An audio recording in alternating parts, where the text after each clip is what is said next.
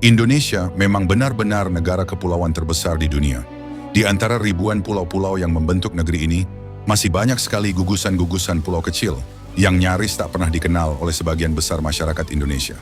Banyak faktor yang membuat pulau-pulau ini jadi semakin tidak dikenal, tapi dua ini yang menjadi faktor utamanya, yaitu sulitnya akses dan kepedulian manusianya yang kurang.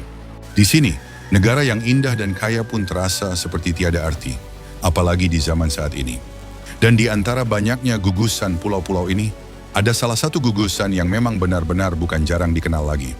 Letaknya jauh di tengah Laut Flores, berdiri lebih dari 50 pulau-pulau kecil yang setiap harinya bergantung sepenuhnya hanya pada laut. Inilah salah satu kepulauan yang terpisah oleh laut, tetapi dihubungkan oleh aktivitas, budaya, dan kehidupan masyarakatnya yang saling berkaitan.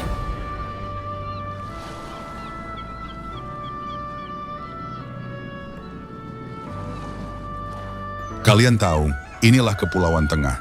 Lalu seperti apa rasanya hidup di salah satu gugusan pulau terpencil ini?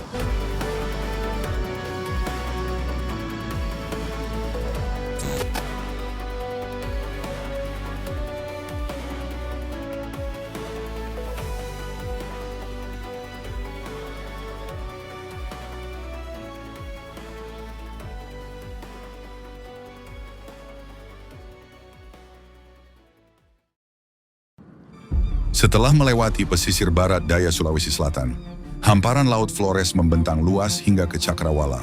Di tengah lautan inilah, terdapat wilayah yang dikenal sebagai Kepulauan Tengah, yang merupakan bagian dari Kecamatan Liukang Tangaya, Kabupaten Pangkajene, dan kepulauan sekitarnya.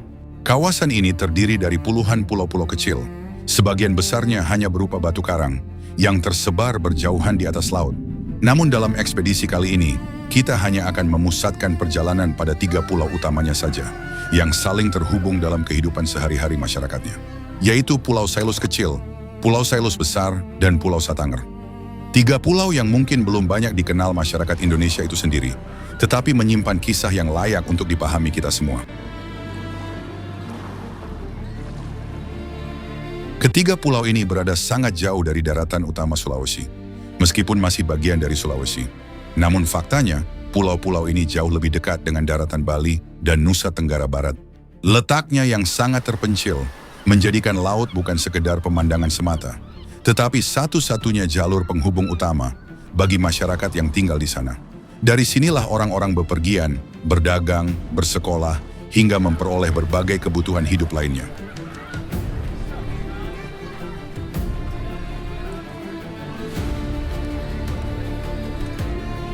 Meskipun masih berada dalam satu kawasan, masing-masing pulau ini memiliki karakter yang sangat berbeda. Pulau Sailus Besar, yang memiliki luas daratan sekitar 3,92 km persegi, merupakan pulau terbesar dalam fokus ekspedisi kali ini, dan menjadi salah satu pusat aktivitasnya masyarakat di gugusan ini. Sementara Pulau Sailus Kecil yang berada tidak jauh dari Sailus Besar, dengan luas daratan yang hanya sekitar 1,55 km persegi, membentuk hubungan yang erat dalam aktivitas sosial maupun ekonomi masyarakatnya. Dan Pulau Satanger dengan luas daratan sekitar 6,19 km persegi, melengkapi jaringan kehidupan di kawasan ini dengan karakter dan dinamikanya yang khas. Ketiganya dipangkas oleh laut, tetapi dihubungkan oleh perjalanan perahu, hubungan keluarga, perdagangan, dan kehidupan yang saling bergantung satu sama lain. Bagi sebagian orang, gugusan ini mungkin tampak jauh dari pusat aktivitas Indonesia. Namun dari sudut pandang negara kepulauan, setiap pulau memiliki arti penting. Kehadiran masyarakat yang hidup dan beraktivitas di Kepulauan Tengah menunjukkan bahwa wilayah laut Indonesia bukanlah ruang kosong.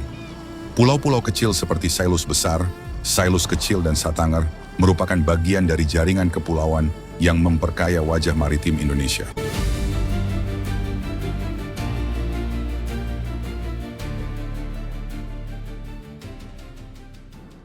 Lalu untuk mencapai ke kepulauan ini, kita bisa menggunakan full jalur laut. Karena letak geografisnya di tengah Laut Flores, opsi alternatif yang paling dekat, cepat, dan sering dipilih oleh masyarakat adalah melalui Nusa Tenggara Barat, bukan dari pusat provinsinya sendiri, yaitu di Makassar. Pertama, kita harus pergi ke Pulau Sumbawa. Ini adalah rute logistik utama warga pulau, karena jaraknya sangat dekat ke daratan Nusa Tenggara Barat. Titik keberangkatannya di Pelabuhan Labuan Lombok atau Pelabuhan Pototano. Dan untuk transportasinya, di sana ada kapal motor kayu milik nelayan atau kapal kargo perintis lokal yang mengangkut kebutuhan pokok warga.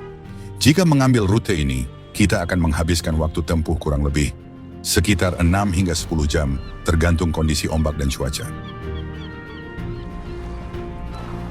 Lalu untuk rute kedua, yaitu melalui Makassar Kabupaten Pangkep, Sulawesi Selatan.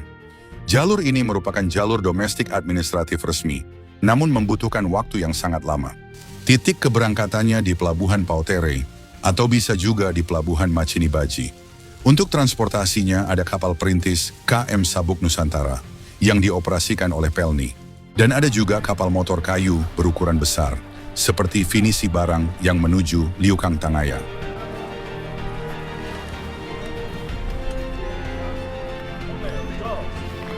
Jika mengambil rute Makassar, maka kita akan menghabiskan waktu tempuh kurang lebih sekitar 24 jam hingga 2-3 hari perjalanan laut. Karena kapal biasanya harus singgah terlebih dahulu di pulau-pulau lain sebelum tiba di Kepulauan Tengah.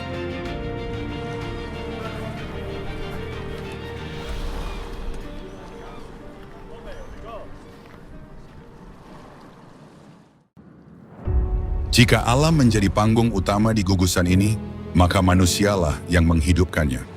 Di Pulau Sailus Besar, Pulau Sailus Kecil, dan Pulau Satanger, kehidupan masyarakat telah tumbuh selama beberapa generasi. Di 3 pulau ini ada sekitar kurang lebih 5.000 jiwa, yakni sekitar 3.000 jiwa di Pulau Sailus Besar dan sekaligus sebagai pusatnya pemerintahan. Lalu sekitar 900 jiwa di Pulau Sailus Kecil dan sekitar 1.100 jiwa di Pulau Satanger. Mereka tersebar di 3 desa utama, yakni Desa Sailus di Sailus Besar, Desa Poleonro di Sailus Kecil, dan Desa Satanger di Pulau Satanger. Ada sekitar 4 suku utama yang menghuni di gugusan ini, yakni suku Tolaki, Makassar, Mandar, dan Bugis. Serta masih ada sedikit suku-suku lainnya, seperti suku Bajau, Sasak, dan suku Bima. Mayoritas mereka beragama Islam, dan untuk bahasa sehari-hari, mereka biasanya menggunakan bahasa Mandar. Masing-masing pulau ini membentuk wilayah satu desa utama. Di bawah Kecamatan Liukang Tangaya, Kabupaten Pangkajen, dan Kepulauan, atau yang biasa disebut Pangkep. Masyarakat di sini hidup dengan hasil nelayan, serta berdagang dan sebagian bertani. Laut yang melimpah menjadi sumber utama penghidupan masyarakatnya. Selain menjadi sumber hidup, laut di sini juga sekaligus jalan utama mereka. Dan untuk fasilitas infrastruktur di 3 pulau ini, belum bisa dikatakan benar-benar lengkap, masih memiliki banyak keterbatasan real, meskipun sinyal telekomunikasi 4G saat ini sudah masuk. Karena lokasinya yang berada di wilayah terluar atau 3T pembangunan di gugusan Kepulauan Tengah ini masih dilakukan secara bertahap. Salah satu contoh adalah kelistrikan yang masih terbatas. Belum 24 jam penuh.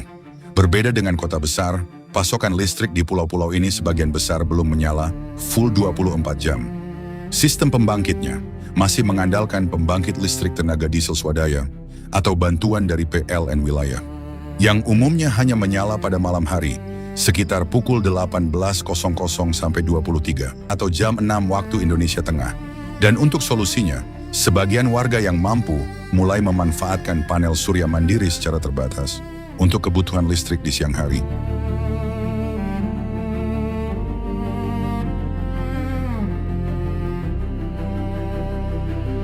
Kemudian untuk air bersih harian, belum ditunjang oleh jaringan air pipa, PDAM. Masyarakat setempat masih mengandalkan pemanfaatan sumur gali lokal dengan kondisi air yang cenderung payau karena pengaruh laut. Sedangkan untuk air konsumsi, seperti air minum dan memasak harian, warga sangat mengandalkan sistem tadah air hujan komunal di musim penghujan atau membeli pasokan air galon bersih yang dikirim secara berkala menggunakan kapal logistik dari wilayah pelabuhan di Sumbawa.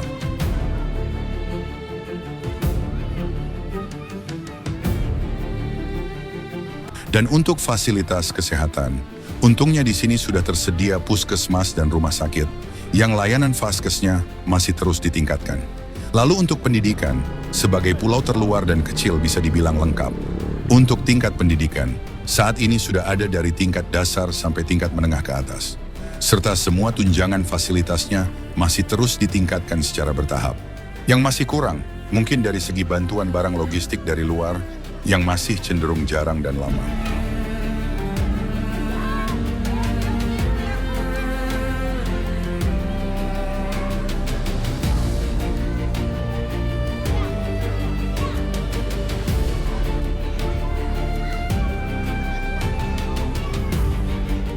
Tinggal di pulau kecil dan terpencil, memang memiliki banyak kelebihan dan kekurangan tersendiri.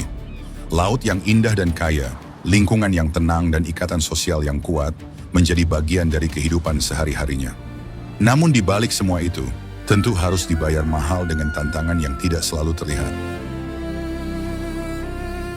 Jarak yang memisahkan dari pusat kota dan pelayanan membuat hampir setiap kebutuhan memerlukan perjalanan laut yang tidak sebentar, bahkan terkadang berbahaya. Ketika cuaca bersahabat, perjalanan dapat berlangsung lancar. Tetapi ketika angin menguat dan gelombang meninggi, maka semua aktivitas masyarakat pun ikut berubah.